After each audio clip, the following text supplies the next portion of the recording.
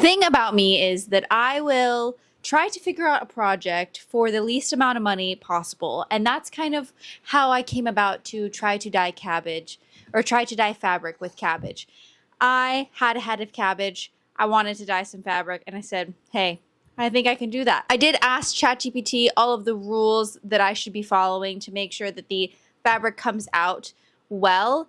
And the only thing I didn't do was buy like how to make it the fabric dye stick so that when you wash it doesn't wash it out or doesn't fade really quickly. And because this was going to become a travel bag, I thought it doesn't really need to be washed. If I just rinse it afterwards, then it will be just fine. And because that's the type of project I was using this fabric for, I think that that will actually work out. The first thing that I did, this was actually fairly easy. So the first thing that I did is I just cut up some cabbage. I cut it up into some cubes, I guess you could say. And then I filled a large pot with water and I put the cabbage in the water without the water boiling or without heating the cabbage first. And I let it soak for probably 6 hours without any heat. I read online and also ChatGPT told me that this was the right thing to do, so that is what I did. Now, you're not supposed to heat it to a boil or even like a simmer. It's just supposed to be like 130 degrees.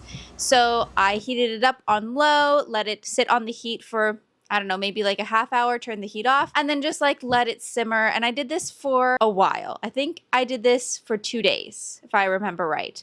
It's been about a week since I've done this. Once it was ready, I was trying to decide what kind of color outcome I was looking for. So I decided to add a little bit of the water to a couple of cups.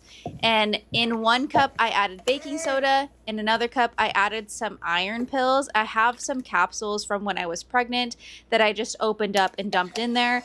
And then I did vinegar and then I did salt in one. That was supposed to help the color stick. So that is what I did. Now, I let these sit in this cup overnight and I had originally planned on doing some solar dyeing.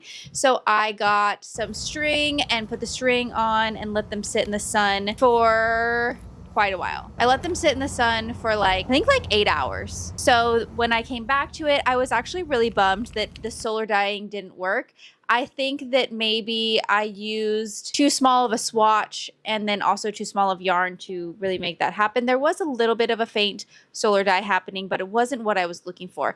This fabric was going to be travel bags for my son and my husband. I thought that it'd be cool for them to have squigglies. Anyways, that's not important in this video. Once I let them dry in the sun, that was like the true color. It is crazy that this one swatch literally went back to the same color as it was. And I was kind of bummed because even though I wouldn't use that pink color for the bags, it was such a pretty color. So I was a little bit bummed that that didn't pan out, just for future things that I wanted to dye. Now, you have to use natural fabrics when you're dyeing with natural materials like cabbage. So this is 100% cotton fabric that I'm using.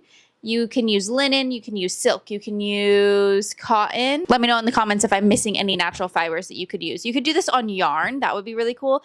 Let me tell you the cons of this. My house still smells like cabbage. And maybe it's just my nose. Maybe it's just me. Maybe I have burnt in cabbage smell in my nostril hairs. I am not sure.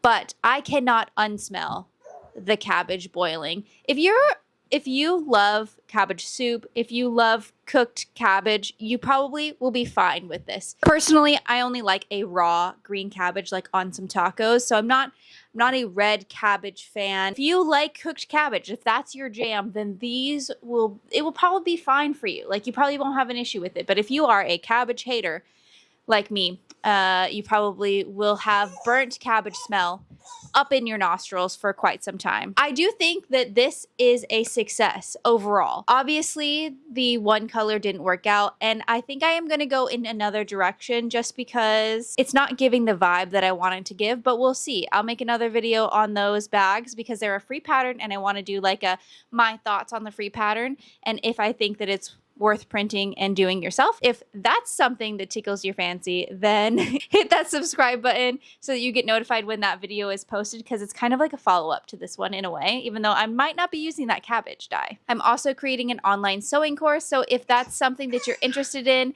click that follow button so that you get notified when it is released. I'm also going to have like an email list soon, but I'm still working on it, okay? I am a brand new mommy, so tell the people thank you for watching mommy's video.